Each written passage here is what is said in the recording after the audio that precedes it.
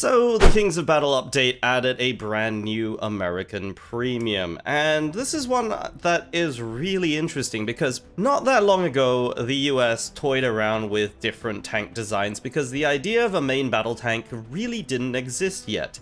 And so we ended up with vehicles like this. This is the T54E2, and I have already done a video on this tank because it's probably one example of the most interesting time in tank design, with this floating turret that you can see here, which houses a revolving magazine inside of it, because this tank is a giant revolver. And it's just fascinating, and I always thought it was really just an interesting design. But as the name suggests, T54E2, there are other versions of this design based on the same chassis as the M48 pattern. So that's what brings us to this, the T54E2, which is a lot more conventional in that it does not have an autoloader. It has a regular human loader. And you might be thinking, well, that just makes it a regular tank. What's so special about this? And that's just it. There isn't anything special about this.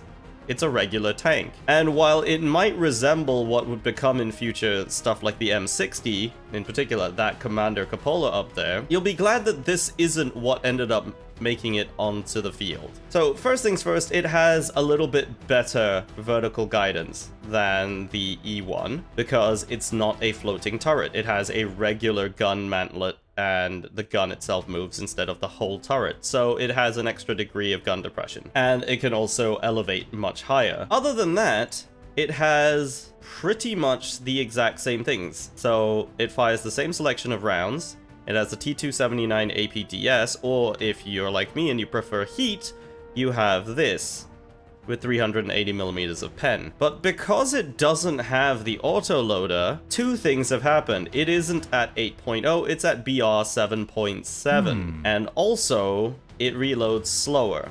A lot slower. So this right here is the T54E2, as you can see, with its floating turret. And if you don't know what a floating turret is, or as it's better known, an oscillating turret, this is what I mean. Notice how the entire turret at the top there is moving, and it's all on a hinge. That's what an oscillating turret is. What it means is you can have autoloader mechanisms and all of that perfectly aligned all the time because, well, that part never moves. But it also means that with an autoloader, you have a reload rate that looks like this.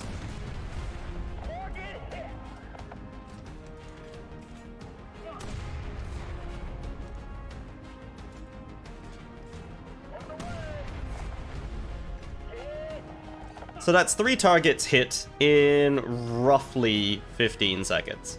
So let's see what the new tank does. Alright, so here it is, looking somewhat smaller actually, weirdly enough. But as you can see, only the gun is moving up and down and not the entire turret. So that's pretty useful, even if it is kind of slow. So first shot over here.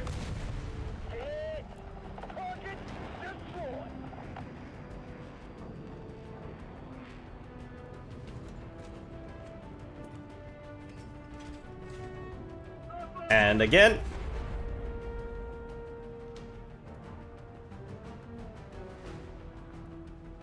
And that's time. So you can already see the effect of something like that, and if the loader gets hit, the effect of that is even worse. What you are looking at here is effectively a 10-second reload, which is slow, even by manual loader type tank standards. And you know, that's a little bit of a problem when you need to engage things quickly. You can't really do that. Also, by the way, this crew is at least maxed out on weapon reloading, and it's a 10.6 second reload. Now, you can improve that with qualifications up to Ace, but that is going to cost you gold. But even if you do that, it's still not going to improve it that much, because we have maxed out leadership and maxed out loader. It's still gonna be slower than a tank with an autoloader.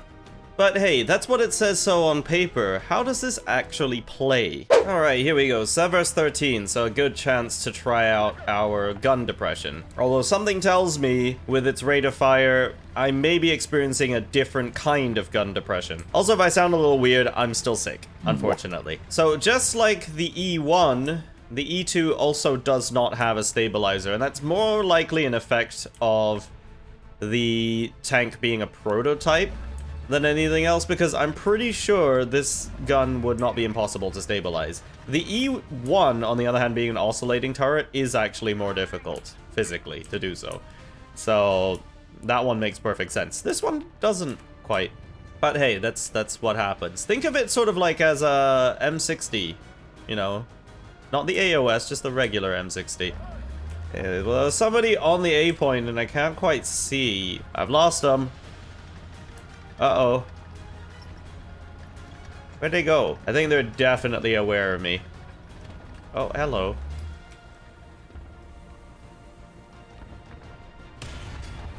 No!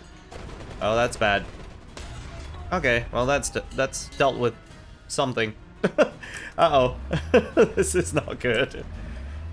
It's a Leopard 1, he has a faster reload than me. And there is something moving up on my left. I'm being flanked.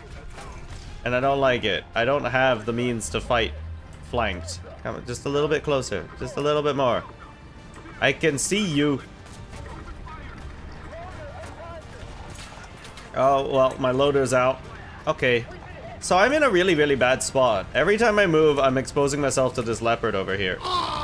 And there we go. Alright, so that didn't go so well. And this one is off to a pretty poor start, because I think we're a little late to this one. And before you say, oh, you should turn off the automatically join matches in progress, that doesn't do what you think it does.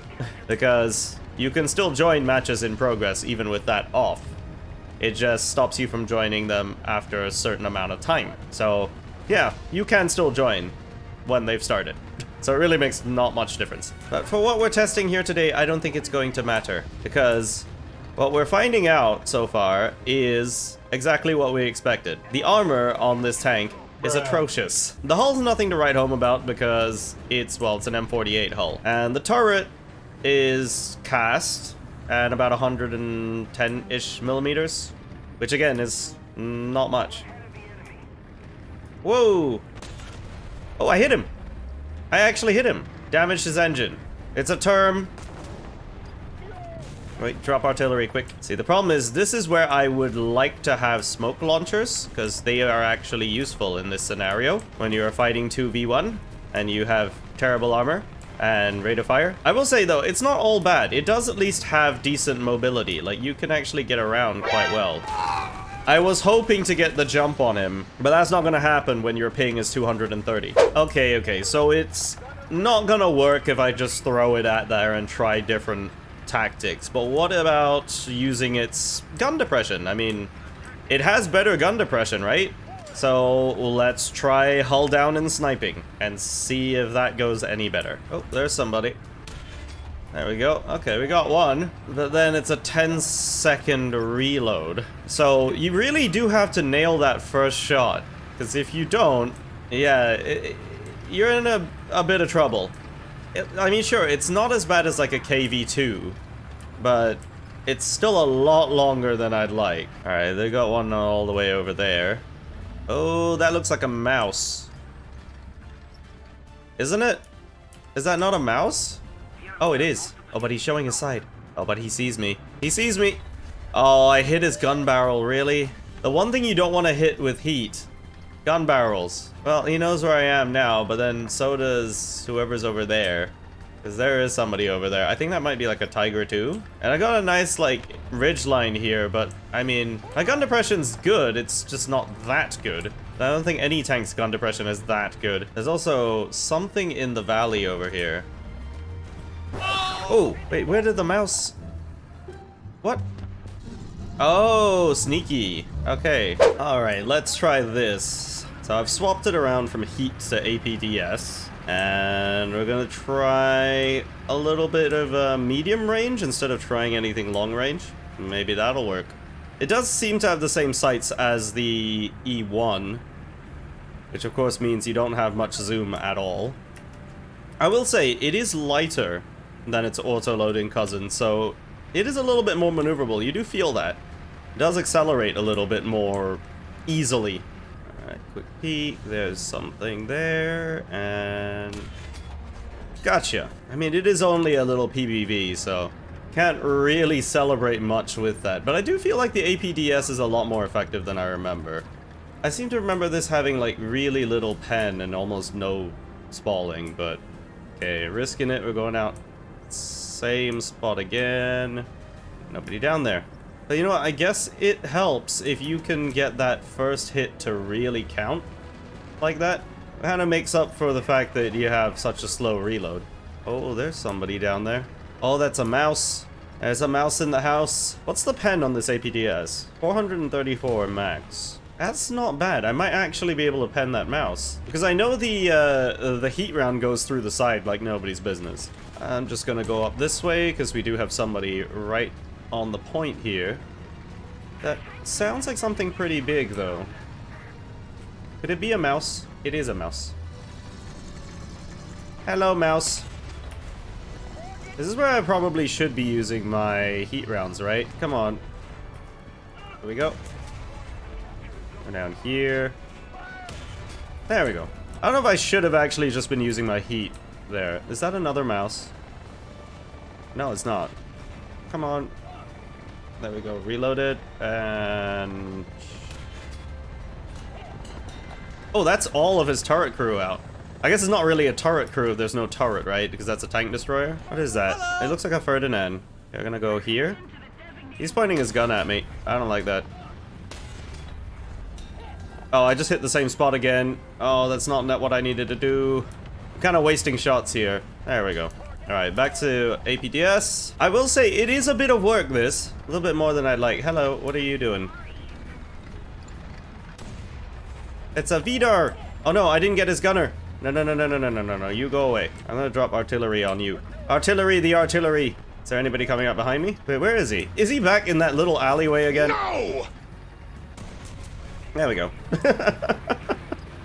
I guess there's an advantage we have over the T-series tanks is that we're a little bit taller. But I mean, even though I have 4 kills right now, this is way more work, I think, than if I was in the E1. It's almost like when you take a tank and its strongest feature is that amazing burst rate of fire of having that autoloader, and you sort of just take away that. It's like it doesn't really have anything anymore. And it really didn't. I mean, otherwise, you get this, which is just a regular tank. And it still doesn't have good zoom optics. It doesn't have a... There we go. It doesn't have a stabilizer. Ooh. Okay, well, we traded tracks there. He's gonna reload before I do, I think. Okay, never mind. Probably because I injured his loader. Come on. Loader. No. Gun breach. Really? Well, that's what a tank with an autoloader can do. So, given that this is a premium tank, I guess it's time we talk about the golden elephant in the room, and that's how much does this cost? Well, it's a rank 5 premium, and it might be at 7.7, but if you compare it to the T54E1, which sits at around about 8,000 plus Golden Eagles, this doesn't cost that much different to that. I can't remember the exact number off the top of my head, but yeah, it's definitely not far off from that. Okay, well, I'm trading shots with an autoloader right now, which is definitely what's gonna get me killed. Exactly like that. So just to illustrate my point, this is the T54E1. You might look at it and go, that's pretty familiar from the start of this video. Yep. Alright, there's somebody right there. So we don't have a stabilizer and we don't have a lot of armor either, but I can continue firing instead of just sitting there and waiting. And I mean, sure, you know, you'll be thinking, oh, I'll just go into cover every time I need to reload.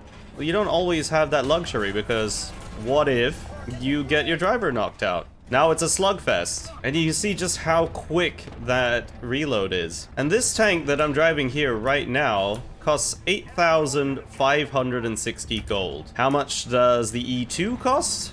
Well, for the same tank without the autoloader and without a stabilizer, it's 8,380 gold.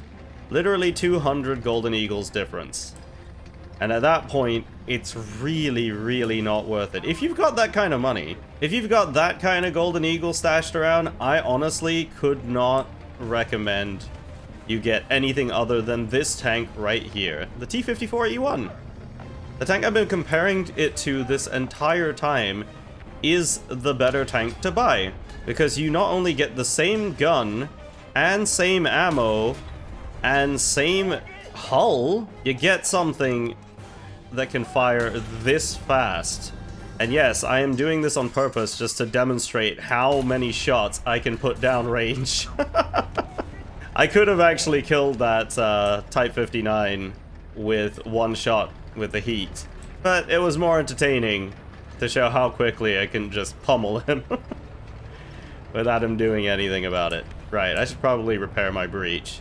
But there you have it, ladies and gentlemen. If you want a rank 5 premium American medium tank to play, and you have 8,000-ish gold to spare, just get the T54E2 and just forget that the E2 even exists. Because the only redeeming quality that this platform has is the one that you can find in this tank right here, and that is its autoloader. Does an autoloader have its drawbacks? Absolutely yes, it does. But a 5-second reload all of the time is much better than a 10-second reload most of the time. And when I say most of the time, I mean until your loader gets wounded. Because given that it's got a very weak turret front, you're gonna be losing that loader very often too. So if you think 10 seconds is bad, it'll be worse. It can always be worse. And if you enjoyed this video, don't forget to leave a like and of course subscribe if you are brand new to the channel. My name is Panzer. Thank you very much for watching, and I will see you next time.